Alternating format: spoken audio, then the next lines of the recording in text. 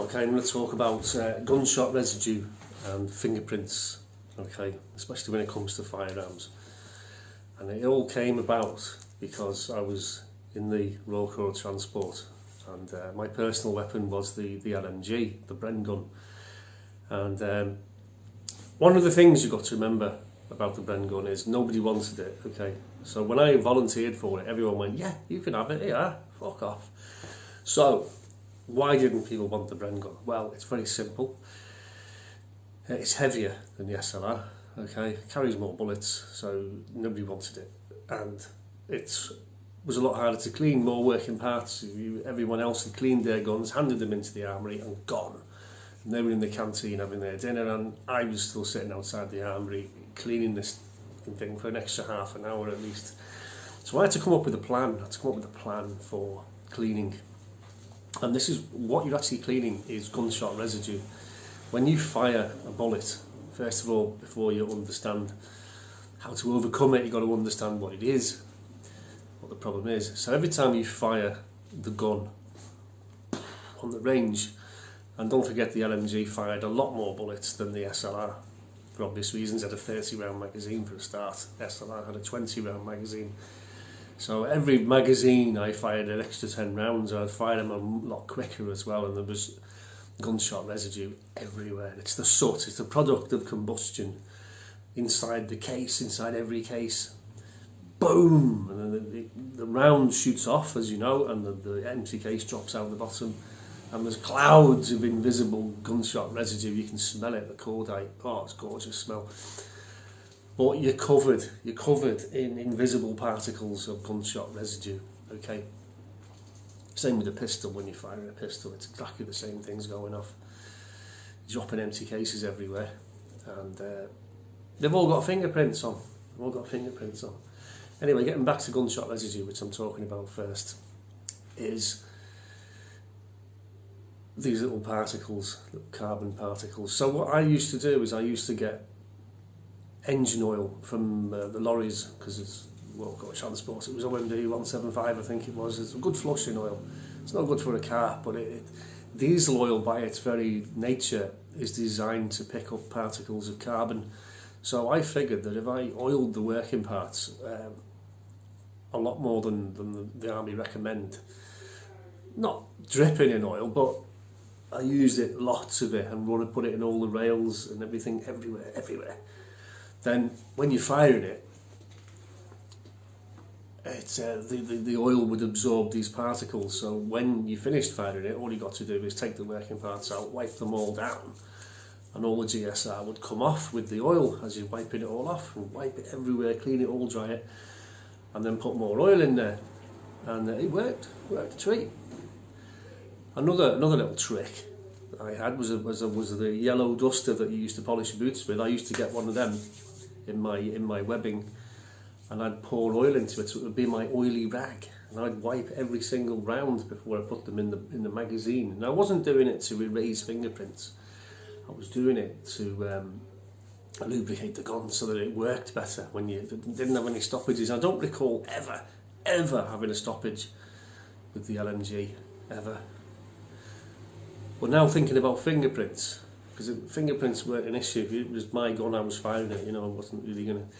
But if you didn't want to leave evidence anywhere, and this is where most of the criminals get caught, who are not switched on to this fact, is that when you fire a pistol, let's say you're a gangster and you're in Chicago or wherever you are, and you're going around and you're firing it in as part of a crime somewhere, what your pistol is doing, unbeknown to you, is it's throwing out GSR everywhere, right? So it'll be all up your arms, it'll be in your face, it'll be in your hair, and the empty case is flying out that gun and landing goodness knows where.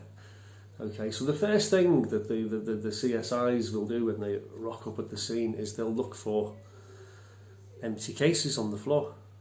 Now, empty case might have your thumbprint on it, and you've shoved it into the magazine. Okay, so that might have evidence, it might have a positive or partial fingerprint on there. Okay, so what is a fingerprint? Okay, now if you go up to the mirror and you put your thumb on the glass and take it away, you can see your fingerprint. It's quite clear. Or you could do you could put a handprint. Your hands have got oil on them, natural oil in your skin. You can't wash it off. Okay, no matter how many times you wash your hands, your skin is still going to produce oil. And what you're doing is you're leaving a trace of oil, okay, in the pattern of your fingerprint. So what they're looking for is an oily fingerprint on a clean surface, because you can't get fingerprints off a brick, for example. You know, some surfaces will not take a fingerprint. What fingerprints are is oil. You have left an oil stain, okay, from your fingers by touching a clean, shiny surface. Like a gun. If you pick a gun up, right, and you handle a gun, it's going to be covered in fingerprints. And they're going to say, we've got your fingerprints all over this gun. Look, it was you. Well, you at least handled it. But if the gun's been oiled, with an oily rag, it's been wiped down, you can't get a fingerprint off it because it's all oily, it's too oily. You can't get fingerprints from an oily gun. You can only get it from a clean, dry gun. Okay, so the more oil you apply to the gun, the better. Obviously you don't want it dripping in oil, it'll fall out your hand, won't it? It's a bit stupid. But you've got to understand what a fingerprint is. It's all oiled, pre-oiled before it went in. Then the chances of getting a fingerprint off an oily surface are dramatically reduced, shall we say. Any criminal will tell you if they've been fingerprinted, the police, they rub ink all over your fingers and they'll get every single impression from your hand and from your palms, and they've got it all, so they can match a fingerprint on a empty case, okay, to someone that's on their criminal records match bureau thing, and they go, John Smith, I'll go and see John Smith. And so they pop round and have a word with you and say, well, where were you last night when this loon was firing this gun in Chicago? And take your clothes off you, and the scene if they get, because the first place you get a gunshot residue match is from the actual case, from the inside. That's where all the powder burns, so they can match. They know exactly which kind of residue's in it. If they can match it to something that's on your clothes, you know, that puts you at the scene of the crime, doesn't it? So, and like I say, if you've got a fingerprint, how can you argue that your fingerprint wasn't on the bullet? You know, oh, I sold some bullets last week. Oh, did you? Oh, right. So anyway, I found this out purely by accident, because I used to get this oily rag when I was at the gun club, and I used to oil all the bullets, right, and put them in the magazine and oil the whole gun, everything. And I didn't do it for any criminal reasons. I didn't go ever committing crimes with guns. But if I had, there wouldn't have been any fingerprints anywhere. Can't say the same for gunshot residue, because everyone gets covered in gunshot residue. If you go to the gun club, you come home, you can almost smell it on your clothes. Everyone gets covered in it. So that's a big giveaway, isn't it? The other thing is the extractor and the firing pin. The firing pin hits the back of the case, the extractor pulls the case out as the blowback action goes off. And if you had like 10 Glock 17s and they're all clean, and you just fired once, boom, like that, and put the gun down, the CSIs that could come along and they could tell you exactly which gun fired that shot.